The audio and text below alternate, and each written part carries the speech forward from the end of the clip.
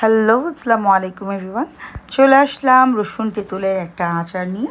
এটা খুবই টেস্টি একটা আচার। যারা খেয়েছেন তারা জানেনই, আর যারা খাননি তাদের জন্য পুরো রেসিপিটা আজকে দেখিয়ে দেব। এটা সাদা ভাত, খিচুড়ি, নান, গ্রিল সব কিছুর সাথেই ভালো লাগে আর ভালো। আর এই যে তেঁতুল, তেঁতুল নিয়ে অনেকের ভ্রান্ত ধারণা ছিল তেঁতুল খেলে শরীরে রক্ত পানি হয়ে যায়। এটা টোটালি ভুল। তেঁতুলের মধ্যে একটা ভিটামিন আছে, একটা না অনেক রকম ভিটামিন আছে। যাই হোক, এটা হেলদি আমাদের শরীরের জন্য। এছাড়াও ব্লাড প্রেশারকে কন্ট্রোল করে। আর রসুন হচ্ছে আমাদের হার্টের সমস্যাকে দূর করে। প্রথমে আমি এরকম গোল গোল অবস্থাতেই হাফ কেজি তেঁতুলকে হালকা করে ধুয়ে নিব। ধুয়ে দেন হচ্ছে খানিকটা পানি দিয়ে আবার তেঁতুলের মাড় তৈরি করে নেব। তেঁতুলের পিউরিটা, তেঁতুলের কাঠটাকে বের করে দেবো। এক্ষেত্রে আপনাদের হাত ইউজ করতে হবে, তাছাড়া কোনো উপায় নেই।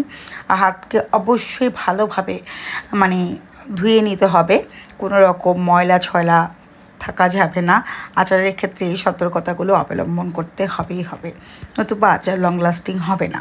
তো এই হচ্ছে বিষয়। তো এটা একটু সময় নিয়ে হাত দিয়ে কচলেই করতে হয়, এই হচ্ছে ব্যাপার। আর আচার বানাতে মূলত আমরা সবসময় গুড় আর চিনি ইউজ করি। যাই হোক, এখানে আমি তেঁতুলের পিউরিটা আমার এরকম হয়েছে, একদম দেখতেই পাচ্ছেন কত সুন্দর ঘন তেঁতুলের একটা পিউরি। আমি এটাকে ছেঁকে খুব সুন্দর করে একটা ঘন পিউরি করে নিয়েছি। আর এটা দিয়ে আমি হচ্ছে তেঁতুলের আচার, একটু তেঁতুলের সস, দুইটাই তৈরি করব। আর হচ্ছে আরও একটা চাটনি তৈরি করব। যাই হোক, এই এতখানি হলো। এবার চলে আসলাম আমরা চুলোতে। এখানে দেবো হচ্ছে কয়েকটা শুকনো মরিচ আর হচ্ছে 2 টেবিল চামচ পরিমাণ গোটা সরিষা। আর এটা ফোড়ন দিলে আচারটা অনেক মজাদার হয়। আর আচারের এটাই হচ্ছে মেইন ইনগ্রিডিয়েন্টস। আর দিয়ে নিয়েছি 2 চা চামচ পরিমাণ পাঁচফোড়ন।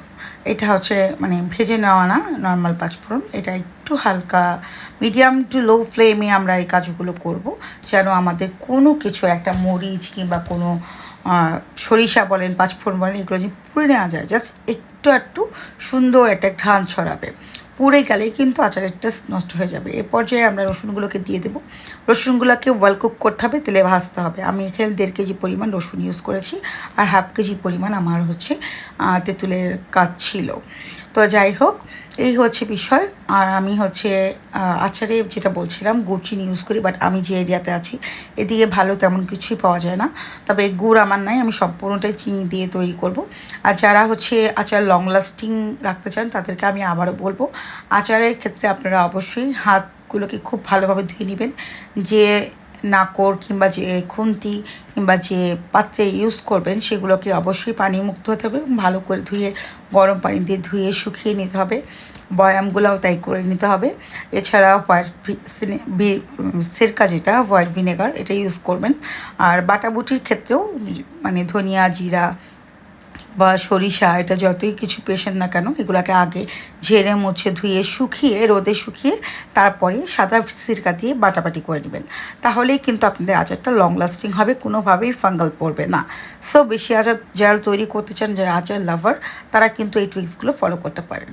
তো আমি এখানে 1 চা চামচ থেকে 2 চা চামচ পরিমাণ আদা রসুন বাটা অ্যাড করে দিলাম। আর রসুনের পরিমাণটা কম ছিল, আদার পরিমাণটাই বেশি ছিল, যেহেতু এটা রসুনেরই আচার। তো এটা দিয়ে একটু ভেজে নিব। আর এটা আমরা খুব বেশি সময় ধরে ভাজবো না, তাহলে রসুনটা পুড়ে যাবে, রসুনের কালার চেঞ্জ হয়ে যাবে। আর এখানে 1 টেবিল চামচ পরিমাণ হলুদ সরিষা বাটা আর 1 টেবিল চামচ পরিমাণ কালো মানে যেটা কালো সরিষা, 2 রকম সরিষা বাটা আমরা এখানে ইউজ করব। একটা কালো সরিষা, একটা হলুদ সরিষা। এটাও কিন্তু আমি হোয়াইট ভিনেগার দিয়ে বেটে নিয়েছি শিল পাটাতে। হ্যাঁ, এটাই অবশ্যই ফলো করবেন। আর কি বলবো, আমার বাড়িতে খুবই সুন্দর সুন্দর মানে আমার মায়ের হাতের কড়াই ছিল বিশাল বড় আচার তৈরি করা, সেগুলো আমার নাই। আর বয়ামগুলোর কথা মনে করলে মনটা একদম ভেঙে চুরে গুঁড়ো গুঁড়ো হয়ে যায়। যাই হোক, ওগুলো এখন নাই মনে করি। এই পর্যায়ে আমি কিছুটা লবণ অ্যাড করছি। লবণ অ্যাড করতে হবে একটু বেশি পরিমাণে, যেহেতু এখানে অনেকগুলো রসুন আর যেহেতু টকটা বেশি, তেঁতুলের টক। সো লবণটা আপনারা আপনাদের টেস্ট করে করে ইউজ করবেন, আর ঝাল যে যেরকম খান। আর এ পর্যায়ে আমি আর একটু হলুদের গুঁড়া আর হচ্ছে 1 চা চামচ পরিমাণ হলুদের গুঁড়া ইউজ করলাম। আর হচ্ছে ভরে ভরে 1 টেবিল চামচ পরিমাণ গুঁড়ামরিচ ইউজ করব এইটাতে, কারণ এটা একটু ঝাল মিষ্টি টক টক টাইপের হবে, ট্যাঙ্গো টাইপের হবে। আর যারা একটু বেশি টক পছন্দ করেন না তারা হচ্ছে মিষ্টি বেশি দিবেন, আর যারা ঝাল পছন্দ করেন তারা ঝাল দিবেন। এটা ডিপেন্ড করছে আপনাদের টেস্টের উপরে, মানে টক ঝাল মিষ্টিটা আপনারা আপনাদের টেস্ট মতো ইউজ কমিয়ে বাড়িয়ে নিতে পারবেন। বাট আমি একটু ট্যাঙ্গো টাইপেই রাখছি, না টক না ঝাল না মিষ্টি, টক ঝাল মিষ্টি 3 রকমই থাকবে। আর রসুনের কালার চেঞ্জ হওয়া যাবে না। আর এখানে আমি চিনি ইউজ করছি, বললাম তো গুড়টা আমার হাতের কাছে নাই, তবে অ্যাজ ইউজুয়ালি আমি যখন আচার তৈরি করি তখন গুড় চিনি দুইটা মিলিয়ে করি, তাতে কালারটা সুন্দর হয়, আচারটাও খেতেও মজা লাগে। যাই হোক, তো এই পর্যায়ে আমরা আরও একটু সময় অপেক্ষা করব চিনি থেকে পানিটা শুকিয়ে আসার জন্য। আর এখানে আমরা 1 কাপ পরিমাণ হচ্ছে ভিনেগার ইউজ করব। তার আগে হচ্ছে আমি 5 ফোড়ন গুঁড়া ইউজ করে নিলাম, প্রায় 2-3 টেবিল চামচ পরিমাণ। 5 ফোড়নটাকে আমি ভেজে গুঁড়া করে রেখেছি। এরও টিউটোরিয়াল আমার কী বলে ইউটিউব চ্যানেলেও আছে, এছাড়াও আমার ব্যক্তিগত এই আইডিতেও আছে। ইউটিউব আমার একটা চ্যানেল আছে সামিয়া মেহজাবিন নামে। আসলে আমি ওইভাবে ওইটাকে আসলে ফোকাস করি না, জাস্ট শুধু আমার ভিডিওগুলো ওখানে সংরক্ষণে রাখি, এই তো।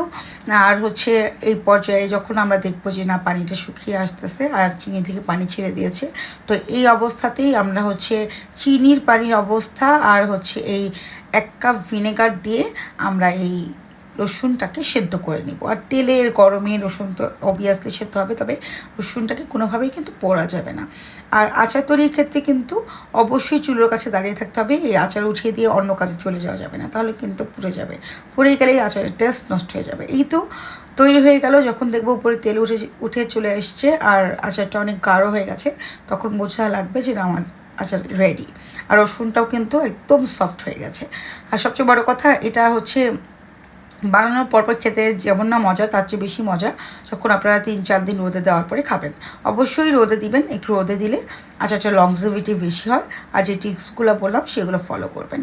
আর আমার বয়ামের কথা মনে পড়লেই মন টন ভেঙে গুঁড়ো গুঁড়ো হয়ে যায়, কারণ এত সুন্দর সুন্দর বয়াম ছিল যেগুলো আমি নিজেই কখনো ইউজ করি নেই, কাউকে ইউজ করতেও দিই নেই, যে ভেঙে যদি যায়। যে কথা সেই কাজ আসলেই ভেঙে গেল। ভালো থাকবেন সবাই। কেমন লাগলো আমার আচারের ভিডিওটি জানাবেন। আল্লাহ হাফেজ।